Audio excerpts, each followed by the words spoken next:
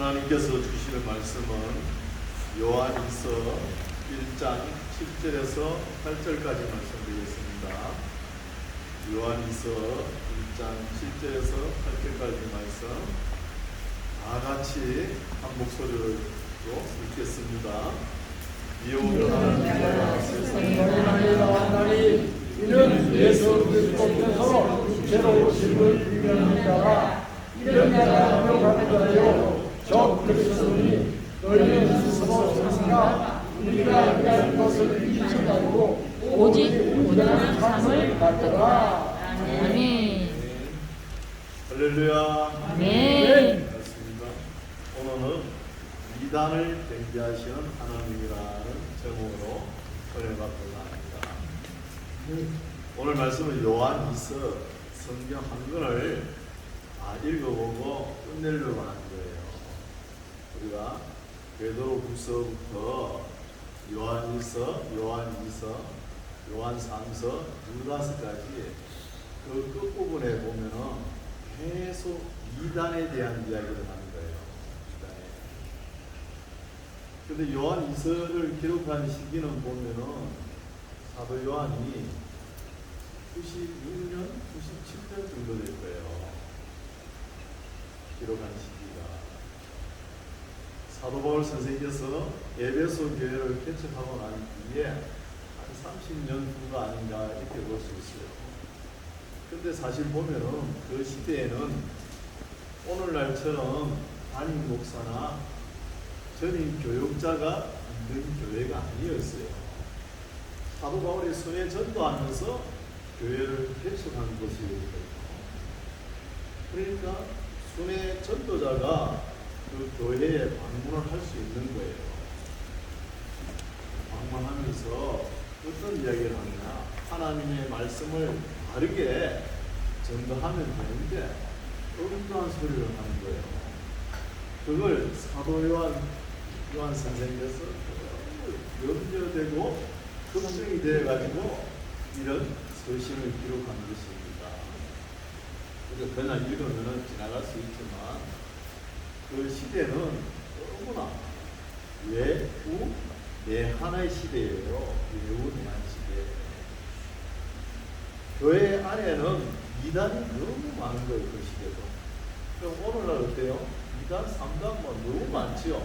그것처럼 그때도 너무 많은 거예요. 그 대표가 영지주의자잖아요. 캐리투스파. 이 사람들은 그노시스를 해가지고 신비한 것을 뭘 알아야 구원을 받는다 이렇게 주장해요. 오늘날 신주의 비슷한 생각을 가지고 그게 염려되는 것이죠. 담임 교육자가 있어가지고 담임 목회자가 있어가지고 그것을 차단해도 되는데 차단할 필요 없는 거예요. 오늘날 그 교회를 찾아와가지고 내가 전도자인데 하면서 찾아오니까 문을 안 열어줄 수가 없잖아요. 그때는 교회를 이렇게 지키는 분이 믿음이 있는 사람이고 또 경제적으로 여유가 있는 사람, 이런 사람들이 지키고 있잖아요. 하나님의 말씀을 전문적으로 공부를 하고 배우고 그런 분이 아니었어요. 그런 분들이 교회를 지키고 있는데 어느 날 갑자기 내가 전도자요 그러면서 찾아오는데 문을 안 열어줄 수 없잖아요. 또 문을 열어주면 교회 와서 엉뚱한 소리를 하는 거예요. 그게 이단들의 특색이잖아요. 그리고 그 시대 박해는 어때요? 로마 황제 박해, 2차 박해가 시작되잖아요. 도미티아누스 96년부터 97년 그 엄청난 박해를 받고 있지 않습니까? 박해가 또 박해로 받고 안에는 유혹과 미혹이 따르고 이단들이 그렇게 얼마나 어렵습니까? 저희가 이것을 염려해가지고 진리 안에 서라는 거예요. 이단 사이비에 빠지지 말고 또 오늘날 이런 말씀 참 주옥같이 우리가 받아들여야 되는 거예요. 2000년 전에 사도 요한 선생님께서 오늘날 내다보고 이런 말씀을 기록한 거예요. 그냥 뭐 요한일서 뭐 사람 이야기하고 이서는 뭐 읽었는 거 안 읽었는 거 그냥 통과하고 그렇게 하기가 굉장히 중요합니다. 참수 유다스까지 중요한 거예요. 그래서 오늘 생략한 것 읽겠습니다. 아멘. 읽어보겠습니다. 네, 요한이서 보겠습니다. 1장 1절 보면은 이런 말씀이 있어요. 장로는 이때 장로라 그러면은 요한을 이야기하겠죠. 사도 요한이 택하심을 입은 부녀라는 단어가 나오는 거예요. 택하심을 입은 부녀. 이 부녀는 헬라어로 키리아라고 말을 할 수 있거든요. 영어로는 레이디라고 되지 않습니까? 이 부녀는 상당히 많이 늙은 사람이에요. 가정을 열어가지고 교회를 하는 사람입니다. 그럼 남자가 아무리 가정을 열어가지고 교회를 하려고 해도 못해요. 집안에 아내가, 여성이 넓은 마음으로 열어야지 교회가 되는 거예요. 그래서 사도 요한 선생께서 요한 일서는 보면은 택하심을 입은 부녀라는 거예요. 부녀. 이 부녀는 남편이 뭐 교회를 다니는지 안 다니는지 기록이 안 돼 있어요. 교회를 다니다가 뭐 또 시험에 들어가지 안 다니는지 그것도 모르겠고, 하여튼 부녀에게 편지를 보내는 거예요. 가정교회를 이끌어가는 부녀에게. 보면은 남편이 없는 것 같죠. 부녀와 그의 자녀에게 편지를 한다는 거예요. 그의 자녀라 그러면 우리가 생물학적 이 부녀의 자녀, 생물학적 자녀인지 안 그러면 영적 자녀인지 그건 모르겠어요. 그 내용을 쭉 보면 아마 영적 자녀가 아닌가, 믿음이 좋은 자녀들이 아닌가 이렇게 볼 수 있죠. 자녀에게 편지하노니 내가 참으로 사랑하는 자요 나뿐 아니라 진리를 아는 모든 자도 그렇게 한다는 거예요. 왜 사랑할까요? 진리를 사모하고 진리를 행하려고 노력하니까 사랑하는 거예요. 아멘. 2절 우리 안에 거하여 영원히 우리와 함께할 진리를 인함이라는 거예요. 진리를 이 마음으로 사랑한다는 거예요. 누구를? 사랑하는 분녀, 가정교회를 열어가야 하는 분녀에게 편지를 하는 거예요. 목적이 뭐겠어요? 이단에 빠지지 말라는 거예요. 진리 안에서 항상 행하면서, 그러면서 진리 안에 행하는 사람을 사랑하는 거예요. 진리가 뭐예요? 하나님의 말씀이잖아요. 진리가 외적 외모로 보는 게 아닙니다. 외적 외모로. 뭐 외적 외모로 보면은 미스 코리아, 유니버시아 이런 거 안 보는 거예요. 진리를 사랑하는 거 너무 사랑스러운 거예요. 3절 은혜와 긍휼과 평강이 하나님 아버지와 아버지의 아들 예수 그리스도께로부터 진리와 사랑 가운데서 우리와 함께 있다는 거예요. 요한이 인사가 길지요. 하고 싶은 말이 있다는 것이죠. 근데 사실은 너무 짧습니다. 너무 짧아요. 4절 보십시다. 너의 자녀 중에 우리가 아버지께 받은 계명대로 진리에 행하는 자를 내가 보니 심히 이쁘다는 거예요. 진리를 사랑하고 진리에 행하는 거 보니까 목회자들 마음이 어때요? 설교를 했는데 그 말씀을 소중히 여기고 그 삶을 볼 때 거룩하게 살아가는 모습 보면 얼마나 기뻐. 이 마음이 하나님의 마음입니다. 하나님의 마음. 그래서 여기서도 너의 자녀가 영적인 자녀인지 뭐 생물학적 자녀인지 모르지만 하여튼 인적이 있는 교회 같아요. 그렇죠? 너의 자녀죠. 그리고 우리가 볼 때 초대교회는 보면은 사도들의 가르침을 받고 사도들의 정신을 이어받은 사람을 속사도라 그래요. 그죠? 또 다른 말로는 교부라 그랬죠. 그런데 로마 카톨릭에서는 이것을 어떻게 따가지고 신부란 단어가 나오는지 모르겠어요. 욕으라 그러든지 속사도라 그래 말이 맞는 거예요. 용어도 이상했어요. 사실 너의 자녀 중에 우리가 아버지께 받은 계명대로 진리에 행하는 자를 내가 보니 심히 기쁘다. 아멘. 그렇게 외부적으로 핍박이 당하고 안에서 이단들이 많지만 그 이단들에 빠지지 않고 진리 안에 거하는 건 너무나 기쁘다는 것이죠. 5절 부녀여 내가 이제 너에게 구하노니 서로 사랑하자. 무엇으로 사랑해요? 계명대로 서로 사랑하자는 뜻이에요. 이해 나오죠? 서로 사랑하자. 이는 새 계명같이 내게 쓰는 것이 아니요 오직 처음부터 우리가 가진 것이라는 거예요. 계명이. 이게 뭐냐? 약간 기독교의 본질입니다. 사랑을 하는데 우리가 어떻게 사랑해야 된다고? 계명대로 하라는 거예요. 계명대로. 예사를 율법이라 그러면 집어던지 그러면 안 돼요. 오늘날 뭐 성령 시대라 그러면 성령만 외치면 그러면 안 돼요.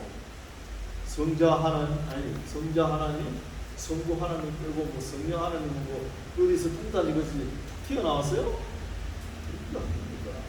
할 수도 없는 것이죠. 그래서 서로 사랑하자. 6절 보십시오. 또 사랑은 이것이니 우리가 그 계명을 쫓아 행하는 것이요 계명은 이것이니 너희가 처음부터 들은 바와 같이 그 가운데서 행하라 하시니라. 처음부터 들은 것이 어디죠? 창세기부터 계속 나왔잖아요. 이거 들은 것부터 이것을 행하는 거예요. 행하는 것이 뭐 하는 거라고요? 하나님을 사랑하는 것입니다. 아멘. 맨날 입으로 뭐 사랑한다 그러면서 말씀 한 구절도 안 보고 그거 아무 소용없어요. 하나님 사랑하는 것이 아닙니다. 이거는. 7절 미혹하는 자가 많이 세상에 나왔나니 이는 예수 그리스도께서 육체로 임하심을 부인하는 자라는 거죠. 예수 그리스도께서 육체로 임하시면서 예수님은 육신을 입어 일만하면 이단입니다.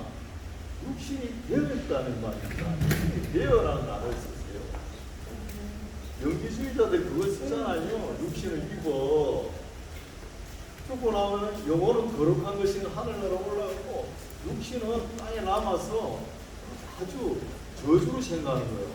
그게 아니죠. 그래서 이것을 즉 그리스도죠. 예수님을 부인하는 거예요. 육신이 되어 보신 것을 안티크리스토스라고 하지 않습니까?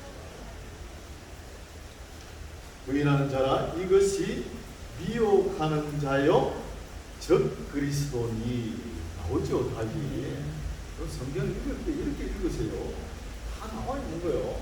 뭐 외국에서 뭐 짜득 가져와가지고 해석할 필요 없어요. 답이 있습니다. 다르게 전도하면 다 나오는 거예요. 8절 너희는 너희를 삼가 우리의 일한 것을 읽지 말고 오직 온전한 상을 얻으라는 거예요. 오늘 본문이죠.